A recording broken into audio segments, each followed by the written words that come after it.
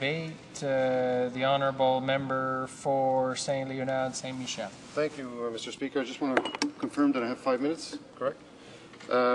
Monsieur le Président, en débutant, je voudrais commencer en remerciant les députés qui ont parlé en faveur de mon projet de loi. Je pense que le député de Eglinton Lawrence a déjà mentionné quelques-uns, le député de Rosemont de la Petite-Patrie qui a dit qu'il va être en faveur, et le député de Vancouver Kingsway, il y a aussi le député de Beaches East York, le député de Notre-Dame-de-Grâce, La Chine, Thunder Bay, Rainy River, et sûrement mon collègue et ami de Eglinton Lawrence et juste récemment le député de Sudbury. Je voudrais remercier aussi les partis, le Bloc québécois, l'NDP et mes collègues dans le Parti libéral qui ont dit qu'ils vont appuyer le projet de loi. I have some prepared notes, Mr. Speaker, but I'm going to just try and summarize this. I know it's an emotional bill for people with my origins. I am Canadian of Italian origin, so I was born in this country, so I have a different perspective on how this bill is going to affect my community.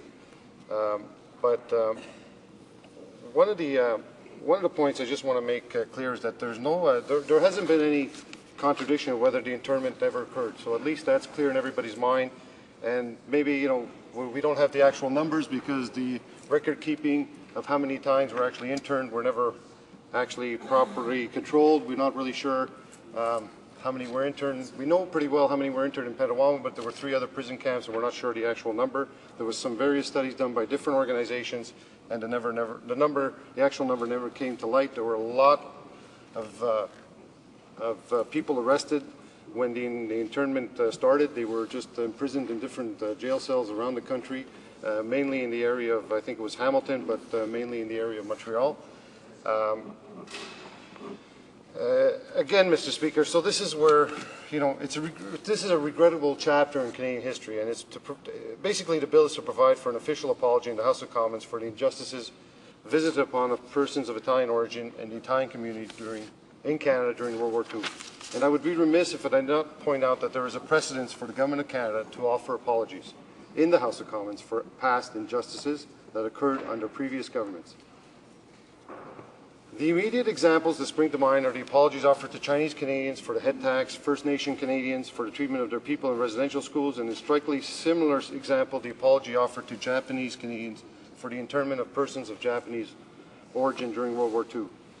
And in it's roughly in the same time frame and circumstances, persons of Japanese origin and persons of Italian origin were subject to similar persecution by the same government for the same reason, namely their ancestry. In one case, that of Japanese Canadians, an apology was offered in the House of Commons for the transgression, and in another, that of the Italian Canadians, we're still debating whether or not an apology in the House of Commons is necessary or desirable. So the question is, what makes one group deserving of an apology and another group less deserving? I was talking with a member of the Italian community, Dominic Campione, that actually worked quite hard, and he said, you know, all you have to say, it's a double shame. The issue is a double shame because it was a shame then, Mr. Speaker. It was a shame that this thing actually happened. And it's a shame now if we don't recognize what happened in the past and don't come to terms with apologizing. So I can't choose better words than saying it's a double shame. It was a shame then and it's a shame now. So just in conclusion, again, what I'm requesting is an apology. There is no dollar amount in the bill, so if people are scared about dollar amounts, I don't think people have to be afraid. There is a clause for some type of restitution because it's for educational purposes.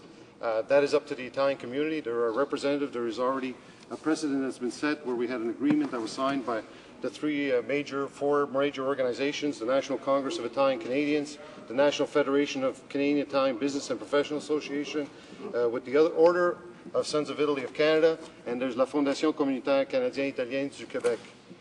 And the federal government. And the federal government. And there's also people that were affected. There's La Casa d'Italia that is also quite active in this file because of their involvement during the internment, and they're the ones that actually helped a lot of Italian families during the internment process. I just want to get to 2 quick points. The member for Peterborough mentioned the part about the Italian community forgiving. I understand that the Italian community has forgiven. The problem is that they've forgotten. And the idea of this bill is to remind people that you can't forget, because if you don't learn from your history, you're not going to learn for your future. And I just, again, I want to thank the members if they're, for their support, and the community for supporting. And thank you, Mr. Speaker, for listening to us. And that's it. Thank you.